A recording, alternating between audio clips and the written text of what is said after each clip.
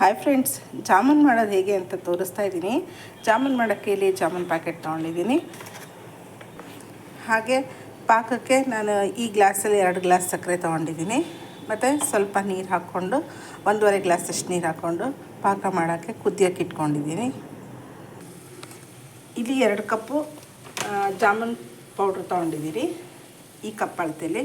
ಹಾಗೆ 1 ಕಪ್ಪು ಇದು ಹಾಲು ಪೌಡ್ರು 1 ಕಪ್ ತೊಗೋತಾ ಇದ್ದೀನಿ. ಈಗ ಒಂದು ಸ್ವಲ್ಪ ಹಾಲು ಹಾಕ್ಕೊಂಡು ಕಲಿಸ್ಕೊತಾ ಇದ್ದೀನಿ.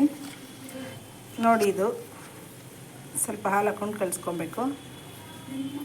ಈ ಸ್ವಲ್ಪ ಚಪಾತಿ ಹಿಟ್ಟು ಅದಕ್ಕೆ ಕಲಿಸ್ಕೋಬೇಕು. ತೀರ ಗಟ್ಟಿಗೂ ಕಲಿಸ್ಕೋಬೇಡಿ, ತೆಳ್ಳಗೂ ಕಲಿಸ್ಕೋಬೇಡಿ.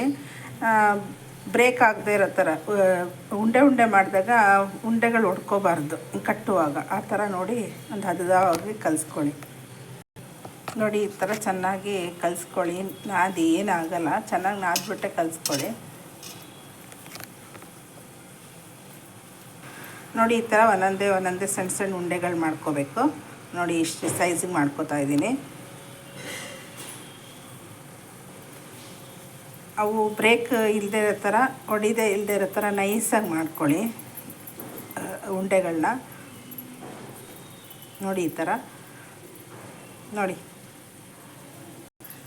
ಈ ಥರ ಮಾಡ್ಕೊತಾ ಇದ್ದೀವಿ ಉಂಡೆಗಳನ್ನ. ಹಾಗೆ ಈ ಪಾಕಕ್ಕೆ ಸ್ವಲ್ಪ ಏಲಕ್ಕಿ ಪೌಡ್ರ್ ಹಾಕೋತಾ ಇದ್ದೀನಿ. ನೋಡಿ, ಪಾಕ ರೆಡಿಯಾಗಿದೆ. ಗ್ಯಾಸ್ ಆಫ್ ಮಾಡ್ಕೊತಾ ಇದ್ದೀನಿ.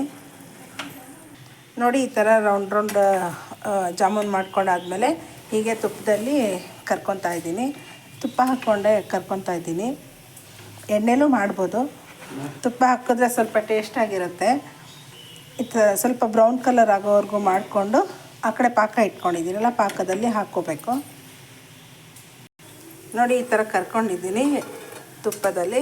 ಇವನ್ನ ಬಿಸಿ ಬಿಸಿ ಇದ್ದಾಗೇ ಪಾಕಕ್ಕೆ ಹಾಕ್ಕೋಬೇಕು.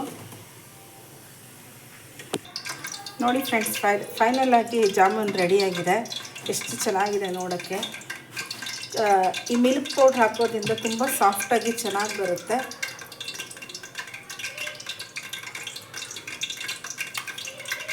ನೋಡಿ, ಎಷ್ಟು ಚೆನ್ನಾಗಿದೆ ಅನ್ಸುತ್ತೆ. ಈ ಥರ ಟ್ರೈ ಮಾಡಿ ನೋಡಿ. ಬರೀ ಜಾಮೂನ್ ಆದಮೇಲೆ ಜಾಮೂನ್ ಪೌಡ್ರಿಂದನೇ ಮಾಡೋದೇನಿಲ್ಲ. ಸ್ವಲ್ಪ ಮಿಲ್ಕ್ ಪೌಡ್ರ್ ಹಾಕ್ಕೊಂಡು ಮಾಡಿದ್ರೆ ಚೆನ್ನಾಗಿರುತ್ತೆ. ನೋಡಿ, ಈ ಥರ ಮಾಡಿ. ಒಂದು ಜಾಮೂನು ಬ್ರೇಕ್ ಆಗಿಲ್ಲ, ಅಷ್ಟು ಕ್ಲಿಯರಾಗಿ ಪರ್ಫೆಕ್ಟಾಗಿ ಬಂದಿದೆ.